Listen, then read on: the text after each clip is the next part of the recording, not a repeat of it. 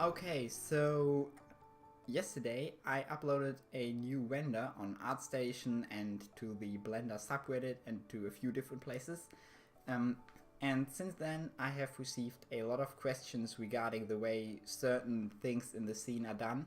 And so what I thought I'd do is I'll just give you like a quick tour through the scene, just so that you can see like the way different things were created, maybe some of the tricks that I used in making this scene, and yeah, basically how it all came together. So this is unscripted. This is basically just me waffling on about the scene for a little more than an hour. So if you're interested in that, you can listen to it. Otherwise, just enjoy the image.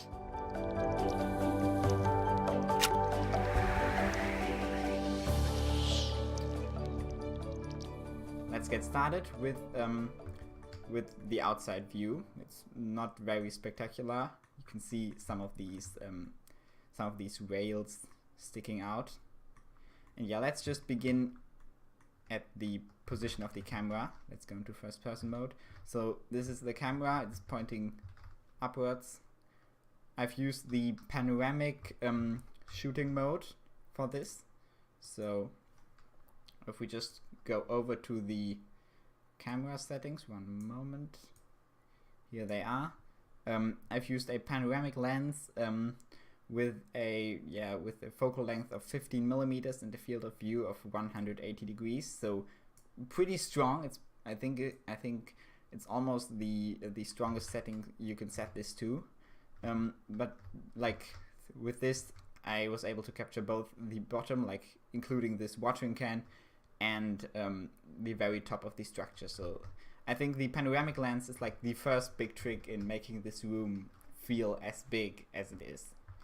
Okay, so now that we've taken a look at everything like at large, at all the assets together like this, I think it's now a good idea to go through this layer by layer, starting with number one, the basic building or the basic room. So since we have less objects on screen, I can now also enable the material view.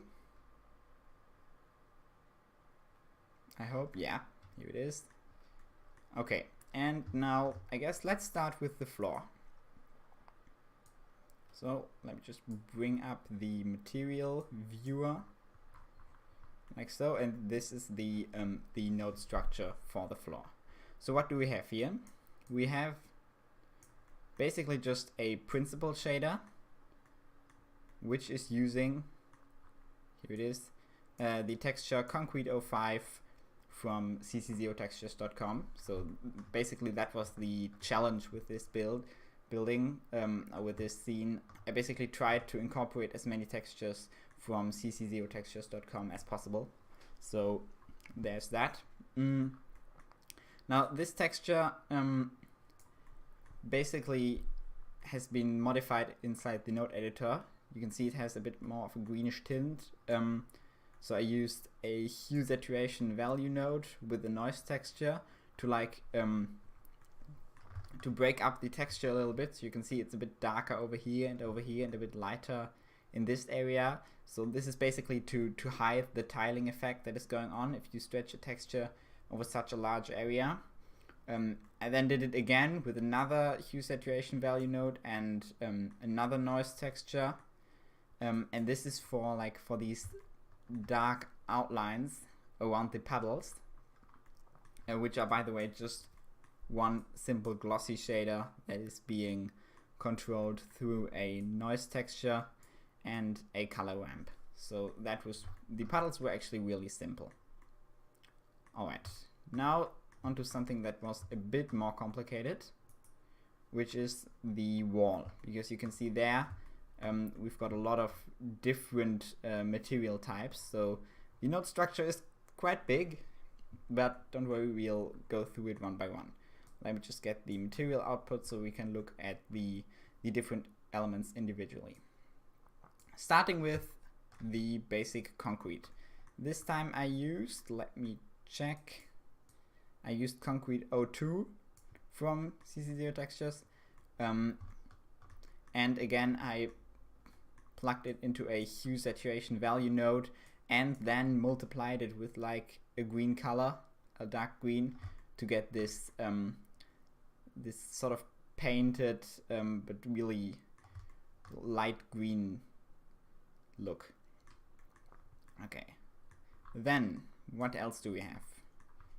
We also have a brick texture, which might be surprising, but this is actually really good to break up the structure a little bit and yeah, to give it a bit of an overrun look, because if you combine the two like this with a strong focus on the concrete and just a tiny bit of these bricks in there, it seems as if the concrete is like it has more color deviations, and B, it appears as if there are some broken parts in it basically.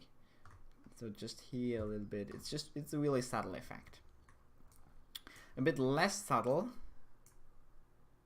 are these patches.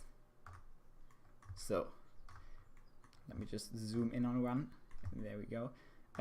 These patches, first of all, the texture, it's called Damage Decal. Let me just open that. This texture was made in Substance Designer. It's not yet available on CC0 Textures, but I will put it out there eventually once I have like optimized the node setup a little bit and stuff like that. But this is basically just another Substance Designer creation with all the the metallic maps and the normal maps, all created in Substance Designer. And again, I basically just used a noise texture with a color ramp to decide where these patches would show up. And then the final step, we have got here, we've got like some streaks or some, what would you call that, moss, some leaking going on over here on every layer. This is again a texture that I made in Substance Designer, so if we just look at it at full scale, it's again something I made in Substance Designer. Let me just open it. It's called just leaking base color. So this is it.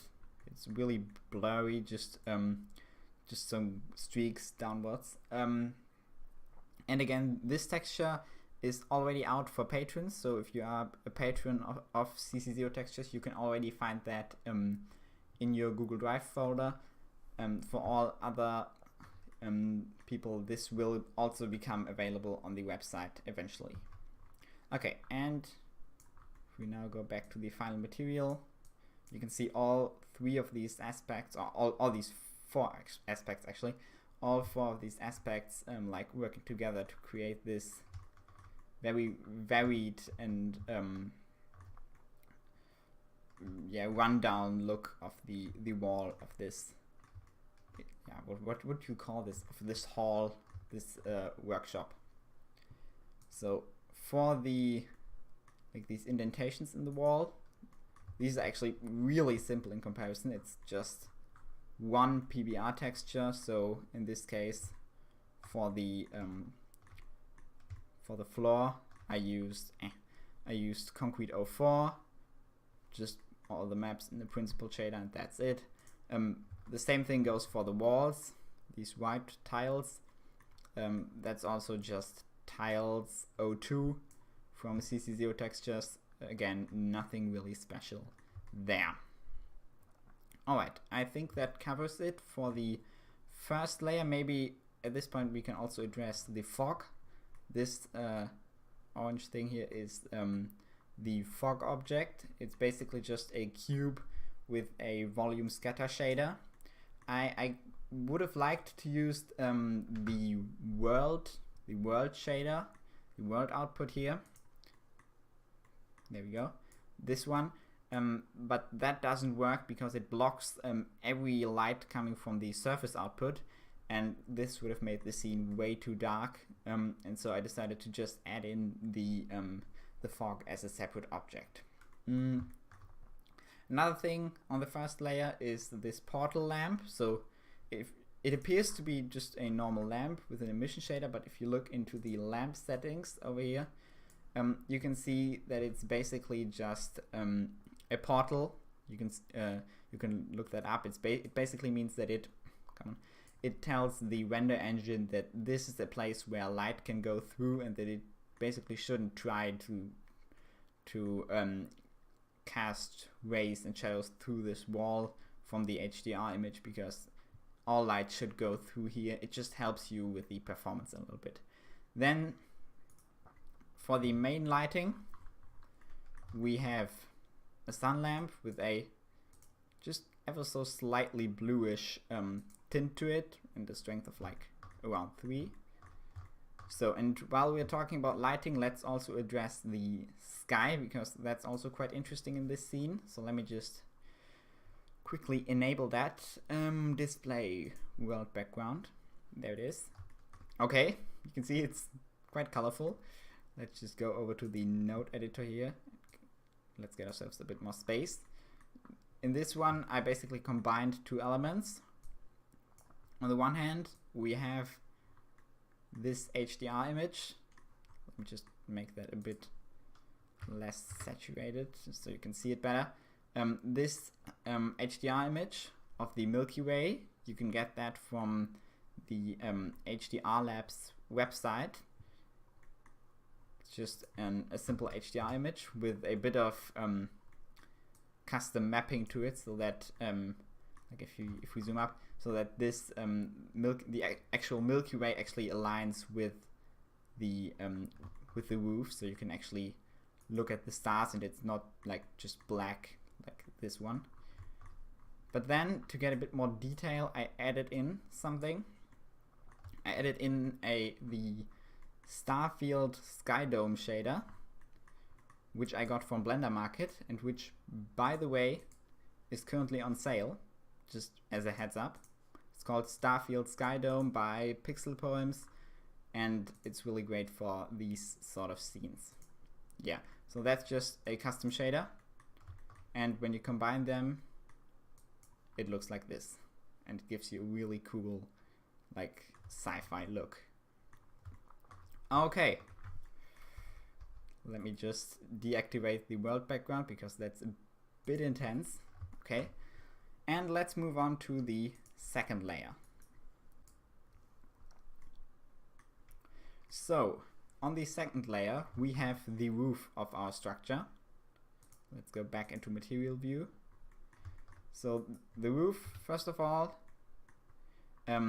it's basically an icosphere with a wireframe modifier applied to it. I've currently set it to wireframe view only. Let me just fix that so you can actually see that. Yeah, so that's just an icosphere with a wireframe modifier. The glass is a separate icosphere which just matches the shape of the frame, so that's really simple. For these taller or bigger structures, for this separate part of the roof, you can see that I used a really simple shape that only consists of edges, and then applied a skin modifier to it, and this allows you to quickly create these complicated metal structures for the roof. Okay, and you've probably also noticed these huge cones. This is basically just a tree backdrop, which creates these really barely visible trees here at the top. Let me just get in the final image. So if we zoom right in, you can see there are like the shapes of some trees in the background, and this just helps you to make the scene a bit more alive. I'd say. And we have this really cool, really great satellite dish from BlendSwap, which I think just looks amazing. I've linked it in the description if you want to take a look at it yourself, because I think it's absolutely gorgeous. And I'm actually really sad that I couldn't use this as like a focal element in the scene or something, because this is really pretty. So that's good work. Alright, and that basically covers it for the second layer. Again, this tree texture, it's going to come out on CC0 textures eventually. It's already processed, it's already available for patrons, I think. I'm not sure actually. Yeah, this will come out on the website eventually. So, layer number 3. Oh yeah, this one is a bit laggy because there's a lot of very fine geometry. Let me just go out of material view. Yeah, that's better. So what do we have here? Here we have all the walkways and railings. So let's take a look at that. So we are going to start with the grid flaw, because if we go into material view, you'll see that there is basically a bit of a grid pattern going on. This is created using a texture, so it's called in this case a metal grid flaw. So, yeah, this is the base color you can see. And then here we have like the mask that controls the opacity. So this is not actual geometry. This is just a texture that creates the impression that there is like a fine grid on this railing. The rim or the frame is also really simple. I basically reused this grid flaw texture just at full opacity, so you can see we've got some rust spots and stuff like that. Again, it's going to come out eventually. And we've got an emission shader that I think I never really used in the end, because I wanted to add some lamps to this railings, but that would have made the scene way too bright. And here you can see that this texture has been also has been used on some layers as the, oh god, this is so laggy, that it also has been used as the floor for this walkway that goes all around. So let's quickly go out of material view. Yeah, that's much better. And let's go over to layer number 4, which is the elevator. So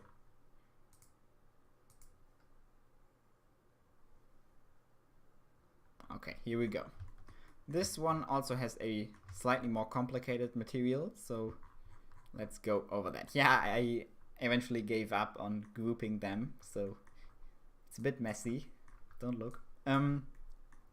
So we're starting off with just a very simple variation of the painted metal texture from CC0 textures. So I basically took the substance archive, which you can also get on the website right now, and basically played around with the sliders a little bit and created like this dark green texture to use for the elevator.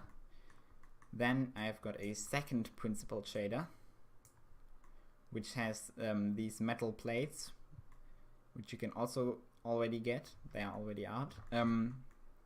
This metal plates texture with a bit of custom UV unwrapping, so I played around with the style a little bit. So you can see up here it's really big, and it's a bit smaller, and it slowly gets a bit bigger again to like break up the texture a little bit. And this is what it looks combined,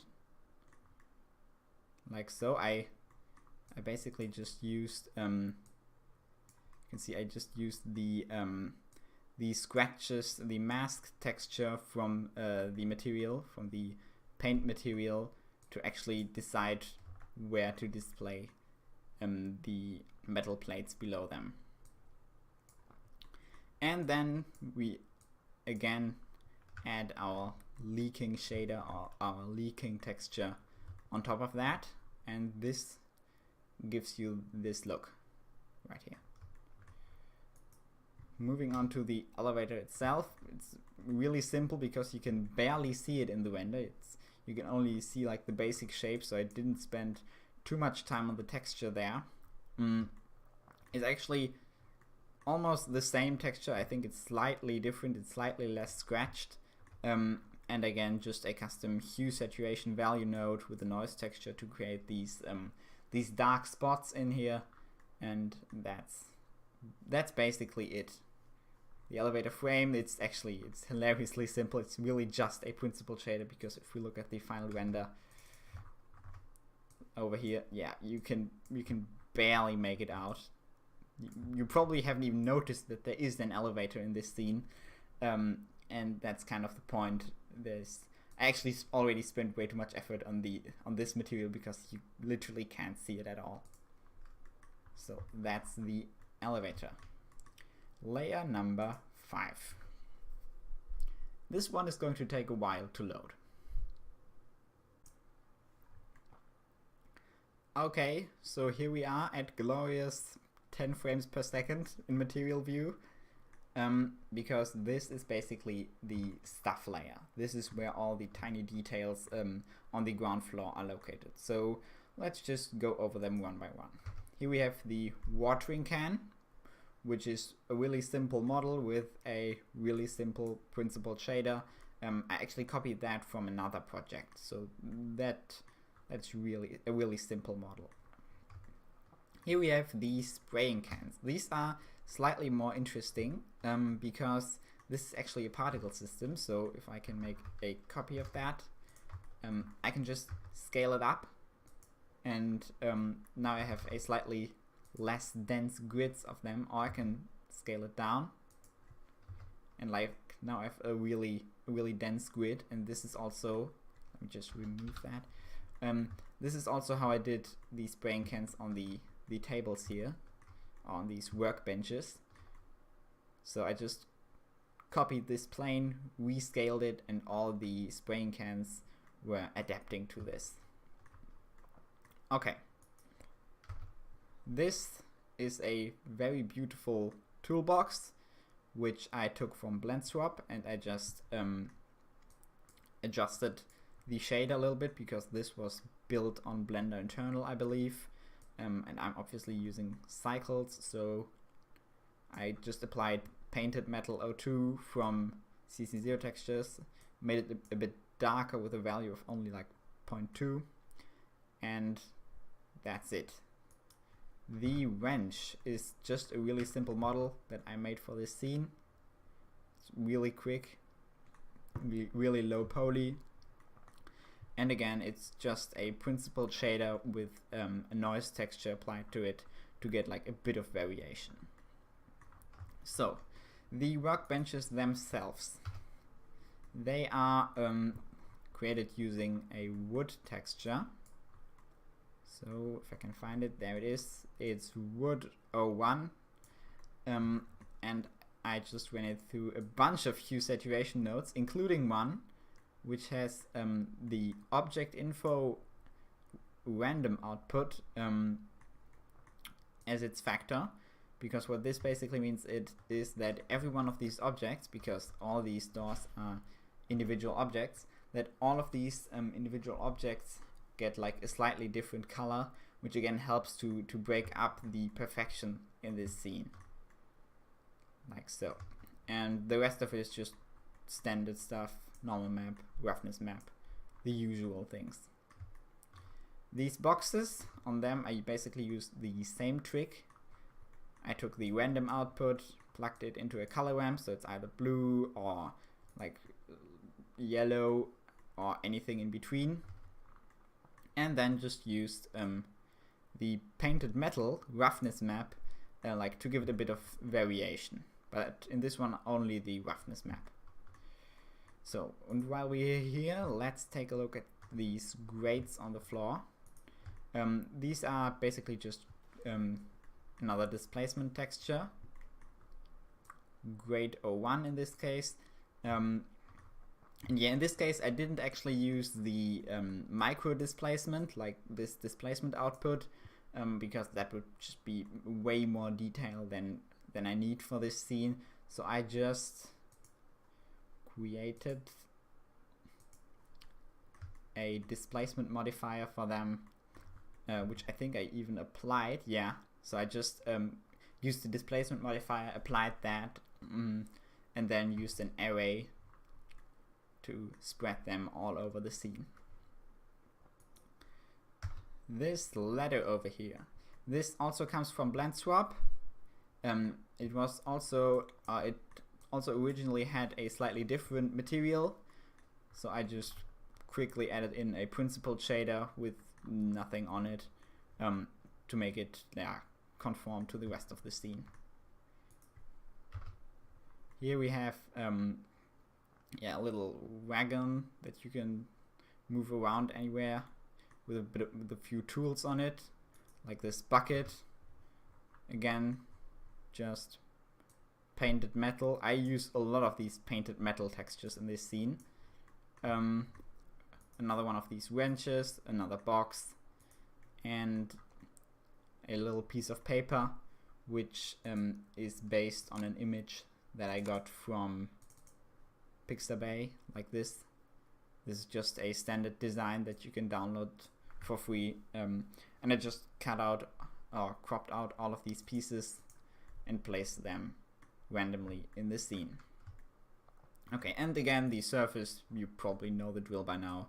Painted metal 04, hue saturation value, principled shader, and for the workspace on top, noise texture, a color ramp, and I also use this noise texture in conjunction with a bump node to get this rough look, this rubbery look. So here we have another one of these little wagons that you can move around. I probably don't need to mention which texture this is. And on top of here we also have a hilariously simple spraying can that you can, actually I checked, that you can barely make out in the render. Like if we zoom in, there it is. It's really tiny, so you don't really notice the fact that it's incredibly low poly, like this. This literally took like 2 minutes. And another piece of paper just carelessly thrown on the ground. Okay, here we have some nitro canisters, like in a super safe position. This is absolutely not a problem, not at all. Again, I took this model from BlendSwap, and just added a few principled shader to it. Again, this is far off in the background, like here. So okay, in this case a noise texture would have actually been a good idea. I should have added that because you can actually see a large section of the surface. But yeah, again, it doesn't matter at this scale that much, at least not that much. Okay, yeah, here is another example for these quick assets that you can just take from BlendSwap and put into your scene. This is a walkie-talkie, just really cool stuff that you can download for free and just add in to make your scene feel more alive and more detailed. These rims, these tires, are actually things that I modeled myself. Again, it's really a really simple low poly mesh. It's not that detailed simply because it doesn't need to be, and again, nothing even remotely interesting with the shader going on there. Okay, I think that covers it. Oh no, there are, we've got some shelves over here. These shelves just use the texture planks 01 and they have again a custom hue saturation to create like these green wet spots. It looks as if there has been a lot of humidity around them that has sort of turned the wood green. Yeah, and just more really low poly filler stuff. I actually just faked a few things by putting a cloth over them, so there's actually nothing below this. It just looks as if there's something. Another watering can. Here again, this trick with nothing and a piece of cloth above it. So, and from here on out, it's basically just copy pasting things around. Again, here we have another ladder. This is actually the full ladder model from BlendSwap that I used. I just removed all of the other parts for this ladder that is lying on the ground over there. Yeah, and I think that covers it for the asset layer. Again, just let me give you a zoomed out version of it. So this is all the stuff that's laying around there. Oh, we haven't even talked about the turbine. Of course, how could I forget that? Okay, so the turbine. Let me actually go out of material view for this, because then I can enable the particle system. So we have another ladder, another wagon, the usual stuff. And then we have the turbine itself. So this is something I actually modeled. I just modeled one of these blades and then used an array modifier, like let me get it over here, like this, with an object offset to create like this spherical this spherical offset that just allows me to create these turbine blades. The middle part is again just another model. Looks like this. I've also included the frame in there. And for the back here, for these really these bunch of cables and stuff, I just used a particle system, created a few like low poly assets, and then just placed, let me check, I placed exactly 5,000 of them on this object. And this is actually a really simple way to create a large amount of detail without really spending hours and hours on modeling stuff, because even though this is clearly visible, it's not like a focal element, or not really an important element of this scene. So I also added in like a few of these boxes to break up the structure a little bit. Yeah, and these foots are also there. Let me just give you a good look around these as well. Yeah, so this is basically it. Here we have some of these hooks to keep the turbine up. It's basically, so the idea is basically that that there, on the one hand, there are these support structures, but then there's also like this metal structure, this truss around it, and then these hooks to also hold it up. Yeah. Moving on to the next layer, here we have the actual structure, this framework to keep up the turbine. So this was actually created using a plugin. So let's just move the cursor to the center so I can show you that. So if you go to add mesh, and then I honestly don't really know where it was.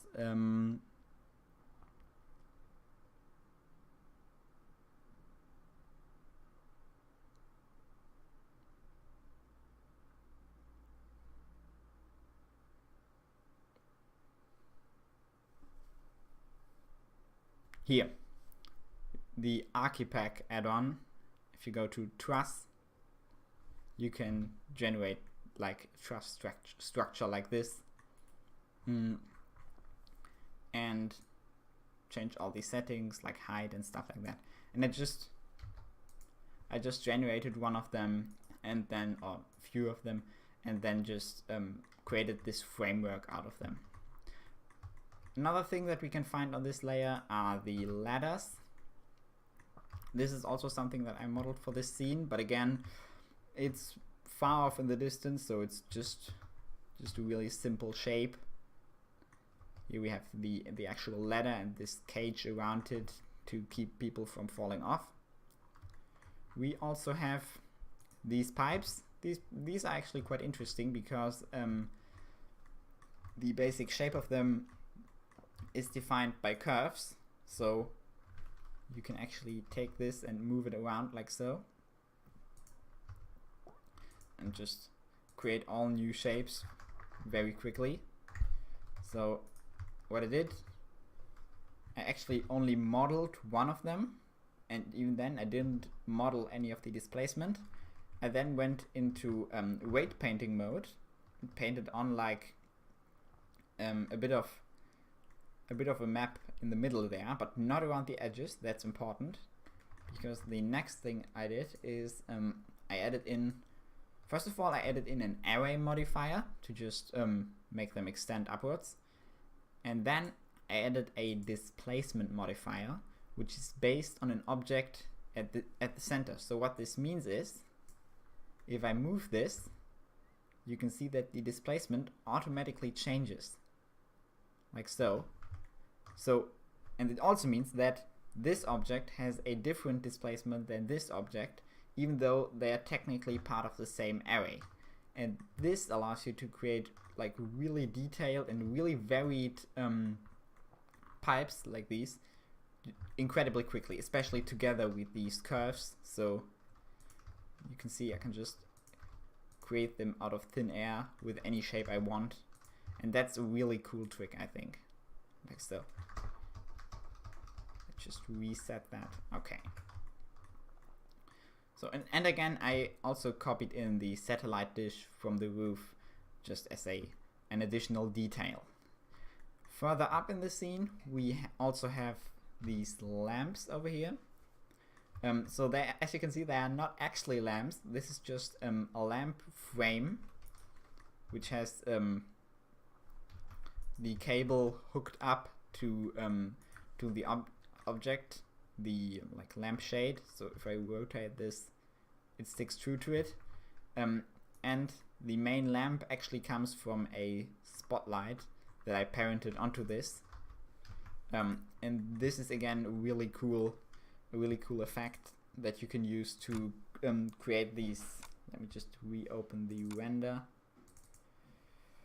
That you can use to create like these spots, because if you wanted to do that with like with or emission planes or any other type of lamp, like an actual light bulb in here that only gives off light like downwards because it's blocked by the lampshade, that would just be way too much detail for a scene on this scale, and it would be totally unnecessary, and it would only cause you a lot of noise during the render. So this is a quicker and a lot easier than doing it that way, even though it's a bit unrealistic if you go up close. Okay, and the grand finale, the last layer. So this consists of the individual, I called them rails, for this crane here. So let's actually start with the crane. Let's go back into material view. We can do that. We don't have that many assets on screen. Okay. So this crane, it actually has just a, let me just go to the correct material. There, the crane body. This is again a combination of several materials. So first of all, we have another painted metal, but you can see it has got these stripes on it, and these are actually not part of the texture. I generated them in Blender. That's another cool trick that I can give you right now. So if we take a look here, we have a wave texture that looks like this, and then I ran it through a color ramp with a constant offset, so it's just either completely black or completely white, like so. And then I added this to the mask. So the mask, which just contains all these scratches, so it looks like this, like so. And then if you use this as the value input for your actual image, you can create this really cool like warning sticker effect, again without losing without giving up your array or your mirror modifier, because I only modeled 1/4 of this and the rest is just, let me show that, the rest is just copied using a mirror modifier. But again, because the wave texture works independently of the mirror modifier, you can actually do it like this and you can save yourself a bit of work. And yeah, then just a principled shader, so you can now see that this looks metallic with the metallic map. And then I added in another shader, which is basically just the texture ground 09, so it's actually a ground texture applied to this, just to add a bit more grunge to this scene, to make it look like it's really dirty and really broken, because this is obviously an element that's pretty visible in the scene, so I spent a bit more time on it. Okay, the smoke, a lot of the smoke that you see in the final image is actually not made in Blender, like this smoke over here and this and all of this at the top here. That's all added in Affinity Photo, but a bit of smoke is real. I just placed 3 tiny spheres, not spheres, tiny cubes down here, made them emit smoke, and then froze the entire simulation at this point. So we've got a bit of real smoke in the scene as well. And here you can also see our first insane construction worker who decided to go up here. He's holding a flashlight that is ridiculously simple. It's really just the emission shader, and it's not even a principal shader, it's just a diffuse shader, but it doesn't matter because you can't see anything of it. Like here you can see it looks like a tube with a light in front of it, and that's basically it. That's all you need to know. Then we have the actual lamp that actually creates all of the emission, because this is a really small light source, and if I wanted to use that to light this area, I would have needed to do something to focus the light, because otherwise it would spread out in all directions from this plane here. So basically all of this would have been really, really brightly emitted, and it would have been very noisy because the light source is so tiny. So what I did is I gave this a really low emission value of like 20, and then added in like a big spot lamp with a strength of 700 to actually create all of the light around the area. And because this caused the fog to obviously respond to this, I actually removed part of the rays that you can see in this image. So there used to be like a big yellow cloud around here, and I just cloned this away. I cloned other parts of the sky down here in Affinity Photo until it seems as if the light is actually coming from the flashlight, even though it really isn't, because this flashlight at this position, like it couldn't even hit the side of the crane, and I really wanted the crane to be fairly visible, so I decided to cheat a little bit with this scene. But yeah, the construction worker itself. This is just a 3D scanned human. Again, it's from BlendSwap. I modified the texture of it a little bit, so the texture that I originally got looked like, one moment, it looked like this. So what I did is I went into Affinity Photo and just masked out this area, changed the hue and saturation so that it was like yellow or orange, and then just used that texture. And from a distance, this actually makes it look as if he's like wearing a vest in bright colors, as you should if you're working in this environment. The helmet, really simple, just a handful of polygons with a tiny, like a fake light source. It's really weak, so it appears white, but it actually doesn't do anything to like light up the scene. It's just there to fake the impression that there is lighting from the helmet. Okay, the same thing goes for the man at the bottom, like so. I again rigged him to roughly point up there. He's actually off by like a few meters. I again gave him this little helmet. I didn't change anything of the face because it's not visible anyways. Right, and finally the crane cable and the hook. This is only used as a silhouette. It's completely black in the render. And that's because it actually doesn't have any sort of material. It's just completely empty. It's partially because I forgot that, but basically I forgot it because if you look at the render, you really don't notice it, so it's fine that it is going without any sort of shader, like so. Yeah, and this basically covers it for this scene. So if we bring back all of the elements, maybe we can just quickly go to the asset layer, as I like to call it. So here we have all of these tiny cubes and things that I used for the turbine. Here is like the raw model of the human with the wig. And here are some unused light tubes or neon tubes and an unused roof design. So that's a bit of stuff for the most patient viewers here. So this would have actually allowed me to open and close it, but in the end I didn't really like the design, so I decided to scrap it and add in a regular glass roof. Okay, so now if we enable all of this, we can again take a look at the final creation. And maybe one thing you might have noticed in this, it's actually quite a simple scene, because even though there's a lot of stuff in it, none of it really took that long.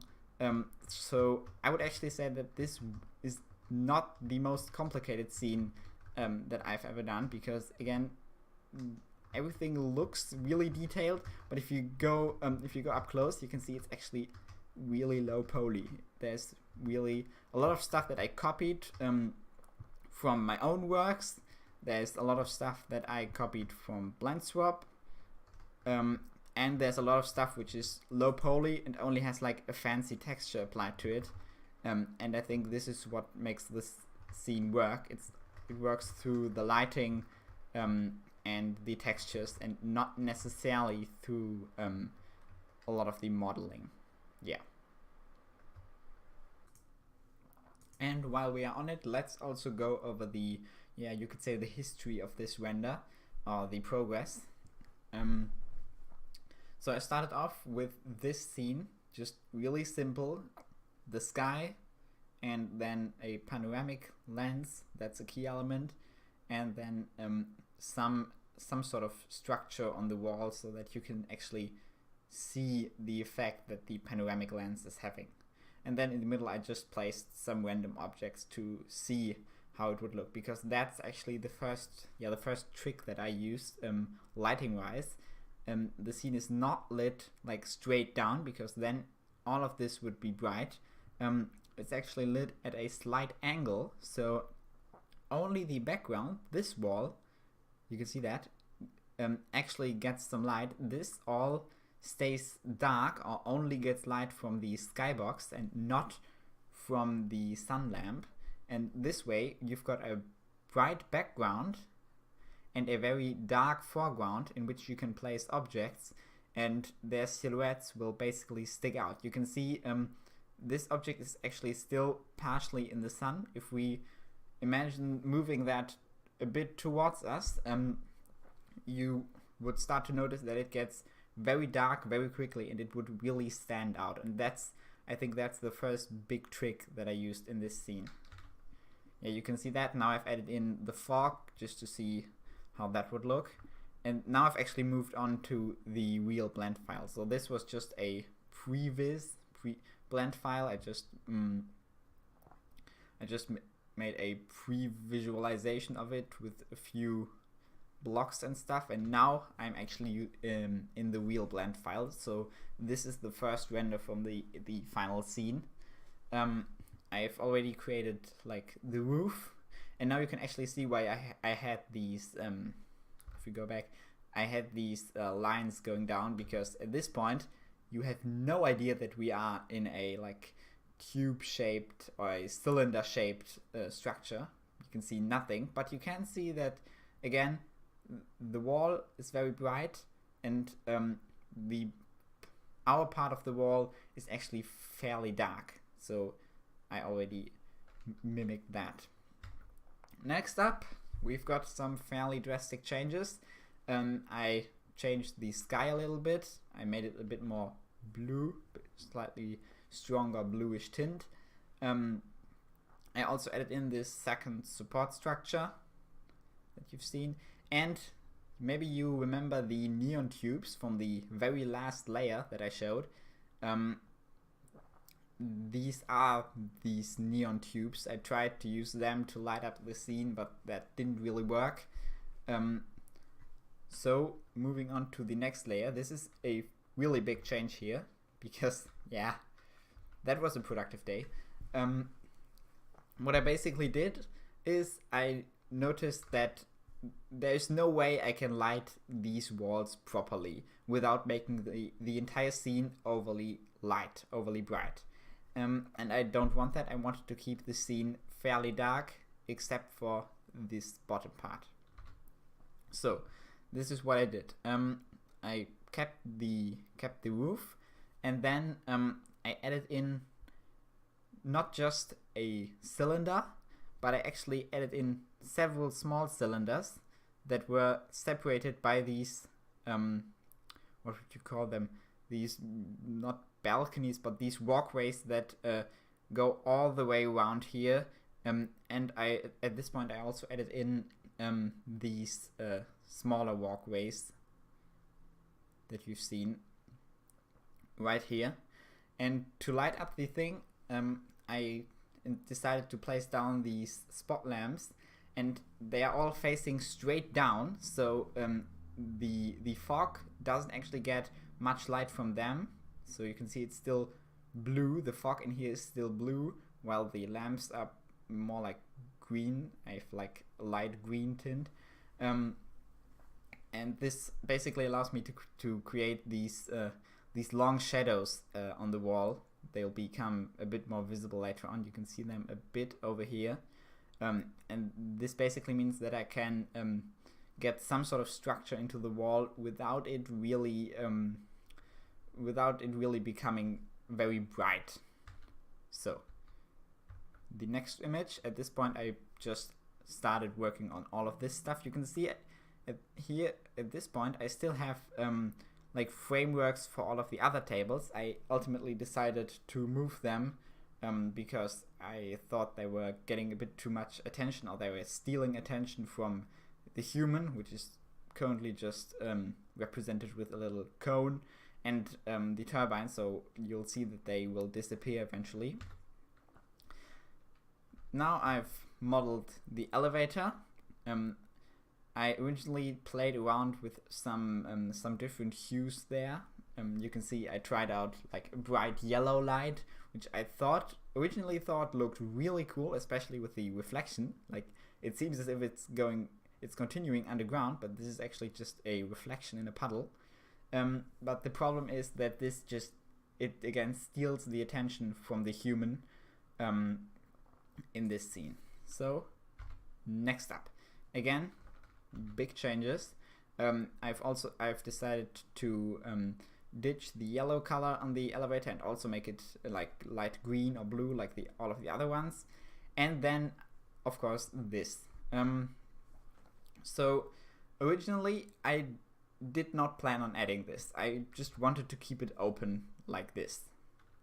But I noticed that when I tried adding in some of these support structures for the crane, I noticed that it created like a really cool look, a great shadow down here. It was basically cutting through the room, and I thought maybe I can do something with that. And after like a lot of playing around with it, this is what I ended up with. So I basically did a bit of a perspective trick where I placed the human behind the background, because if I had just placed it over here, you would have probably not noticed it because it's black, and the background is also almost black. And so I decided to put it just behind the sky, or in front of the sky, yeah, to actually make it visible, because otherwise you would not have noticed it. So more changes. Now the wall has received its material. I've removed the framework, as you can see. I've just left a little bit there as a detail. Next frame. Yeah, I've made that a bit darker because I didn't like this very light look that it had. So, and more detail down here. Okay, now I've made the background a bit brighter. I've increased, I think it was the brightness of the sky to help my little human up here stick out a bit more. So that's actually more noticeable. You can see that the entire scene has just gotten a bit brighter. I also did a lot of the materials on the bottom section here. So if we flip that over, I originally made the framework for this a bit too dark. You'll see that this will change in the next render, like this. Yeah, at this point I added in the second human and actually removed the material from them because I wanted to see how that looks, but I didn't really like that, so I decided to add it in again. This is a very noisy render. It was just a quick test to see how this person looks. I decided that this was a good look for it. You can also see that I've made all the other very small material changes, but there's not a lot going on between these two images except for the humans. And this is basically almost the final render at this point. I've added in the pipes as the last final detail, again back here, because I thought it would be like somewhat unrealistic to only have like a structure across the room on like the ground floor. So I also added in this pipe up here. And after a few more test renders in which I basically just changed tiny things, for example, I gave the elevator its material. If we go back, you'll see that this didn't have a material. You can see that I added in this antenna, or this satellite dish as a little detail. Yeah, and that's basically it. 16 renders later, I was practically done. The only thing missing is the grading, the color grading. So in this scene you can see that a lot of the color has been removed, because what I did is I exported it as an EXR image, so with a ultra wide color spectrum, and then just made a really flat image in Affinity Photo because I wanted to see how that looks. And I really liked this effect because it made the scene, which was previously like very sci-fi looking maybe, it made it a bit more grounded and a bit more serious, you could say, like this. I then slowly added the contrast back into the scene, because this, while it was very serious, it was also very boring. So I slowly added in some contrast and a bit more, and then all that's left to show is the final render, and there you have it. That's basically the process of how this image came to be. Okay, so that's that. I hope it was interesting to you to see a bit of the backstory of this scene. If you want to see more renders, you can head over to ArtStation. If you want to use all of these textures yourself, you can go to cc0textures.com. This is where I post all of them. And yeah, I'll see you in the next project.